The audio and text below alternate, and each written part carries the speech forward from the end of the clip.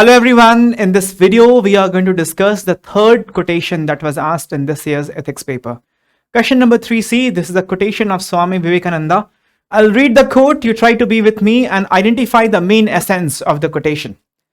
Do not hate anybody, because that hatred that has come out from you must in the long run come back to you. If you love, that love will come back to you, completing the circle.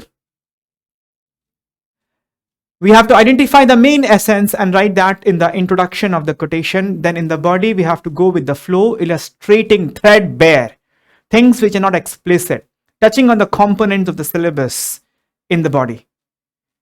So in the body, we have to justify in the first section of the body. Then if you have the opportunity, and that is something that is encouraged because no quotation in itself is complete, you can write complementary point as a second stage of your body. Then if you feel the need of writing some conflicting points, antithesis to the quotation, you're welcome to do that. Don't shy away from doing it.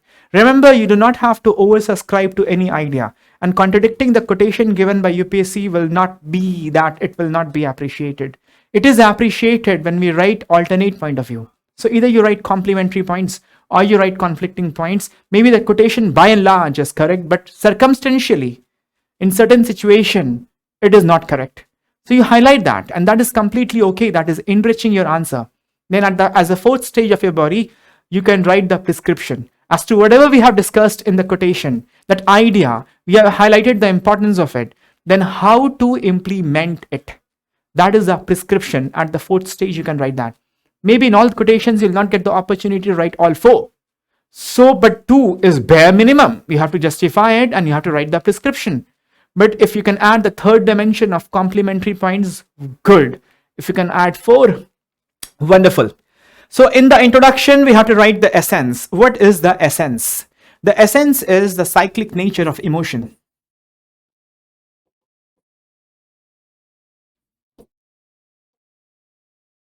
It also touches upon the very fundamental question that we try to answer in ethics paper is why be moral? Different philosophers have attempted to answer this question differently. Why be moral? This quotation also answers this fundamental question as to why be moral, because what goes around comes around, it will come back to you. Practicing ethics is also beneficial. So be moral. So this is one of the answer to this fundamental question of ethics. Why be moral? You can try and relate this quotation with other philosophy if you wish in the introduction concisely. Layering philosophy over the analysis that you have done is always good. It's refreshing. It's also enriching. So you can relate this idea to karma theory. You can also relate this idea to ahimsa of Gandhiji. You can relate this idea to utilitarianism.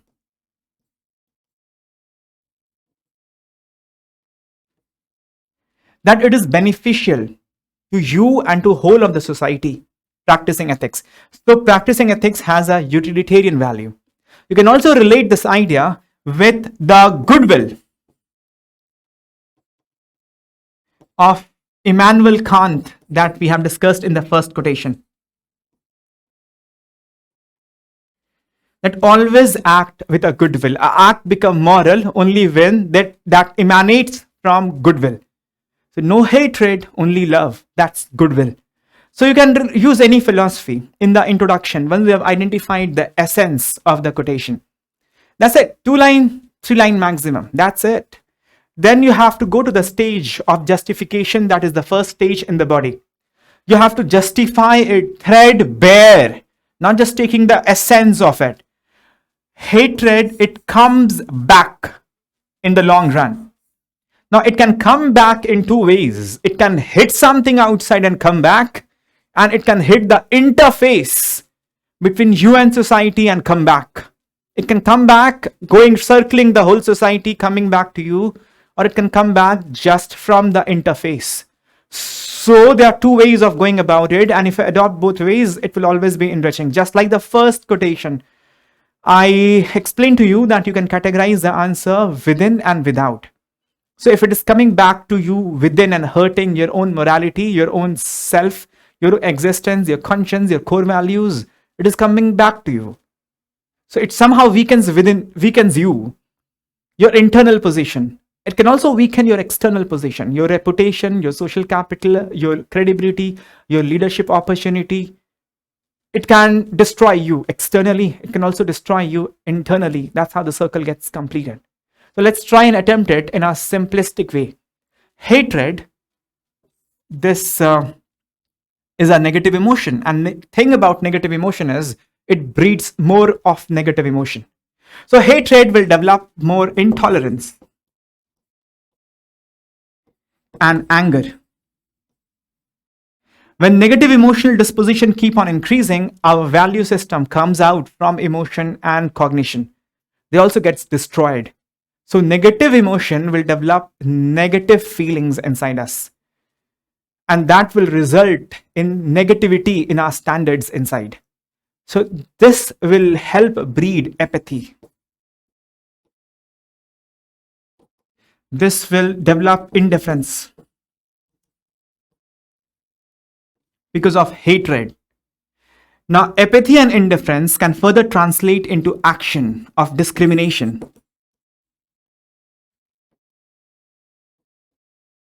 So much so, we can justify violence.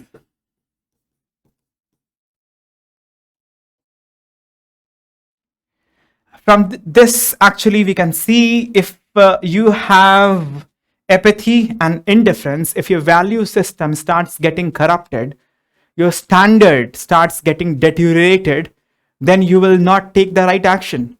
Ethics goes away, integrity also goes away. Because now you're not acting according to the standard, your action is not based on morality.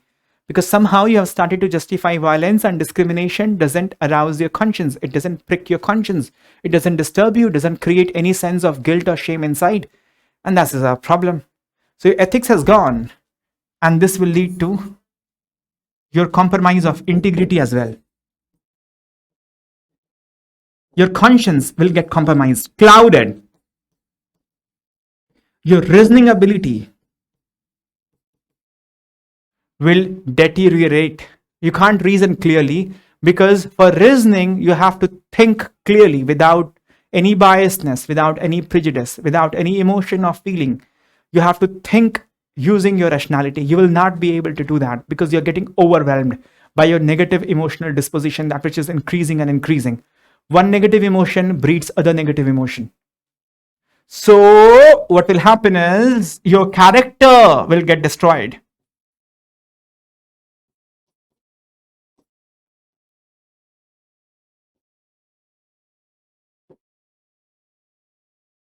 You have ended up wounding yourself. It has come back to you. That's how it comes back. In the first quotation, we have seen even a small act of kindness will help you. It is powerful because it helps develop character. Within, without, it helps both ways. Something is harming, it will harm within, without, it will hurt both ways. So, yeah, you have ended up destroying yourself when the intention was either to be apathetic or destructive of others. You destroyed yourself. That's how it comes back.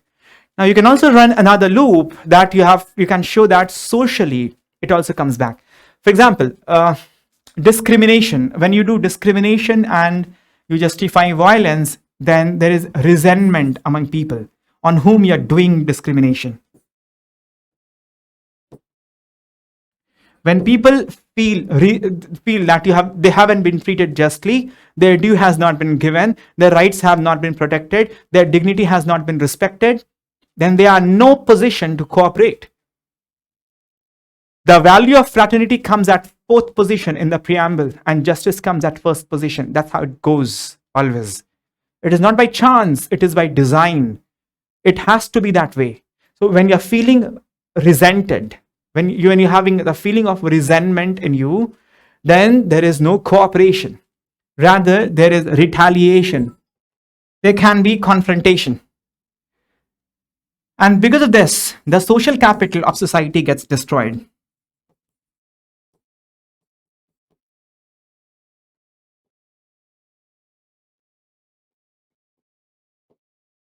When there is no social capital, by the way, that is the last question that UPSC has asked in this paper.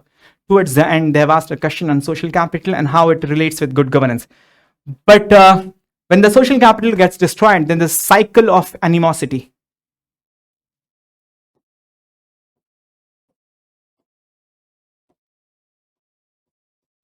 And the cycle of animosity comes back to you, to haunt you. Chickens do come home for roost, after all. So your moral authority gets eroded, your cooperation gets eroded, people are not going to listen to you, and there will be retaliation, confrontation, conflict, violence, and that cycle of animosity will hurt you in the long run. That's how it comes back. So I've run a loop internally and run another loop externally. It will come with practice. It's not a big deal because it's a question that is having a common theme overall in UPSC.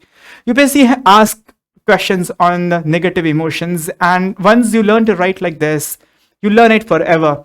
Because you see, this question, the similar question has been asked in 2020 as well. Hatred is destructive of a person's wisdom. And there they're saying that hatred comes back to haunt you because it is destructive of you and it is destructive of society, destructive of the conscience. Quite the same thing that we're dealing with right now. In 2018, they have asked another question. What does these quotations mean to you? Anger and intolerance are the enemies of correct understanding. When your correct understanding is gone, your rationality is gone. UPSC also, by the way, has asked a question this year on moral reasoning, which is foundation of moral action. That is destructive of you. If you lose your rationality, what do you have in possession then? That is one of the most cherished and prized possession of a man, rationality. And this negative emotion, anger, intolerance, they're also negative emotion. Hatred is also negative emotion. That destroys you. That's the thing that you have to understand for once and all and prepare an argument on that. And things get easier after that. You see, anger is the harmful negative emotion. It is injurious to both personal life and work life. So it is injurious personally, it is injurious socially, it is injurious within, it is injurious without. This is the thing that they have been asking since the very beginning. And if you hunt, you'll get more questions on the same thing in the beginning years 13, 14, 15 as well. It's not a new thing that they have asked really. So shouldn't take you much time because this is a common theme and you just have to clinch with it. Hatred comes back. And then you'll just have to repeat it because that's the nature of the quotation, because the second part of the quotation kind of negates and turn the wheel in the other direction. If you love, that love will come back to you, completing the circle. Love also comes back. Hatred also comes back. Now we have to just write it in a reverse way. Love this time is a positive emotion, and that's also going to come back. Since it's a positive emotion, love will develop more positive emotion. That's how it works. So love will develop tolerance.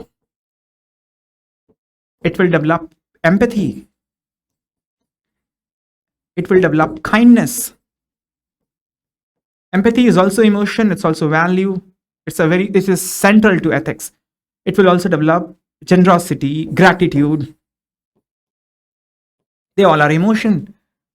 And higher positive emotional disposition will result in development of value system. So you'll have courage, you'll have compassion, you'll have higher values. You can count empathy there as well. So this will strengthen your value system. Value system, values are the building block of ethics. So your ethics improves, your standard improves. Not only that, you'll also get motivation to give effect to your standard because that positive emotion is also a motivating factor. So ethics propels itself. It will also develop integrity, commitment, motivation to follow your standard. When you're motivated to be kind, when you're motivated to be empathetic, you want to remove the suffering of people and you think of ways and means of doing it. So ideas starts popping up in your mind. You become more innovative. You become more creative, imaginative. So aptitude like these also improves. Overall, the moral competence improves.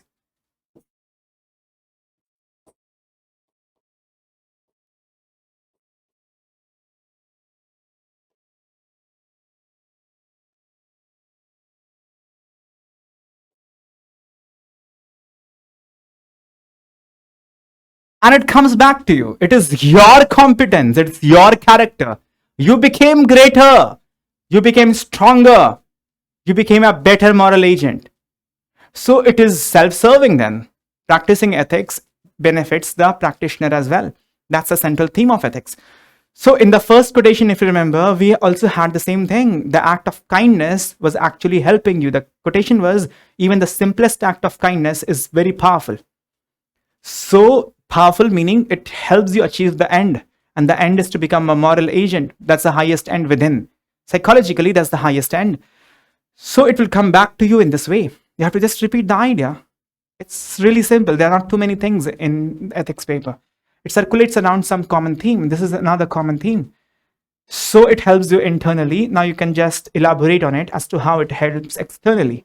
When you show kindness, gratitude, principle of reciprocity starts operating, then there is development of trust. There's development of social bond, emotional connection that develops common sentiment.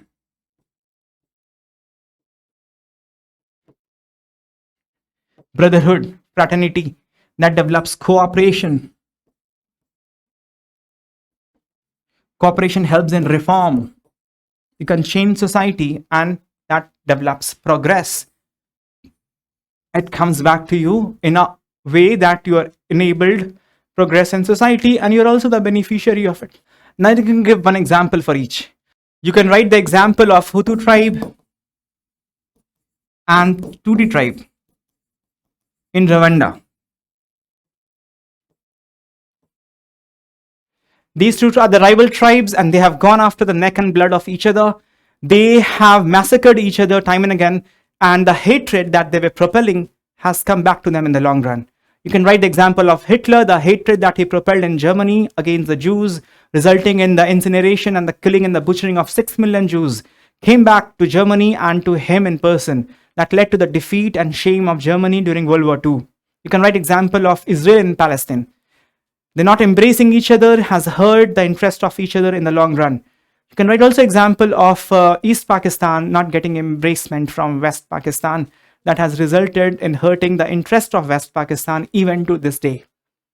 You can write some positive examples like Mahatma Gandhi. He dedicated his life to the service of nation for the welfare of weak and vulnerable, the last mile, and then he got the leadership opportunity, he got the credibility, he got the moral authority. He was the one to decide on when to start and call off the national movement. That's authority. That's how it comes back. That's how the love comes back. You can write example what India did for Bangladesh, for Afghanistan, for Sri Lanka as a country, and how India got the soft power and moral authority at global fora.